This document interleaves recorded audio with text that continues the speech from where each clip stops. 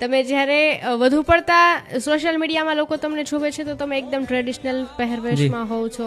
રૂબરૂ પણ ઘણી બધી વખત તમે સ્ટેજ ઉપર ચડો છો ત્યારે મોસ્ટલી ટ્રેડિશનલ પહેરવેશમાં હોવ છો. શા માટે? મેં જેમ વાત કરી કે જૂનું છે સોનું છે, હા, તો આપણું છે પણ સોનું છે.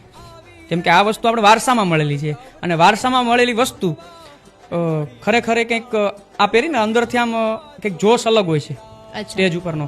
અને ટ્રેડિશનલથી રૂડા લાગીએ છે, હું એવું માનું છું. અને આ ટ્રેડિશનલ ક્યાંથી શીખ્યો એની પાછળની એક ઘટના કહું છું કે 2018 ની અંદર ગીતાબેન રબારી સાથે નવરાત્રી હતી, આદ્ય શક્તિ નવરાત્રી અંદર. ત્યારે મોટું પ્લેટફોર્મ આપણે કાના વિચાર મંચ પછી પેલું મોટું પ્લેટફોર્મ એભી હતું રાજકોટની અંદર. તો ગીતાબેનને હું જોતો કે પોતે ટ્રેડિશનલની અંદર આવે એનું પરફોર્મન્સ જોતો, તો એકબીજા પાસેથી કંઈક શીખવા મળે. મેં જેમ કીધું ને હમણાં, તો ગીતાબેનને ટ્રેડિશનલમાં જોયું જોઈને મને એમ થયું કે આપણે પણ ટ્રેડિશનલમાં કંઈક કરી શકીએ, આપણો ટ્રેડિશનલ છે. તો બસ ત્યારથી એક લગાવ લાગી ગયો કે પાઘડી પહેરેલી હોવી જોઈએ, ઠાઠમાઠમાં તૈયાર થયેલા હોવા જોઈએ, અને ગાતા હોય તો અંદરથી કંઈક વાઇબ્રેશન અલગ આવે, અલગ કંઈક આપણી ઓળખાણ ઊભી થાય એમ. તો ત્યારથી મને એવો શોખ કે આપણે ટ્રેડિશનલની અંદર જ રહીએ.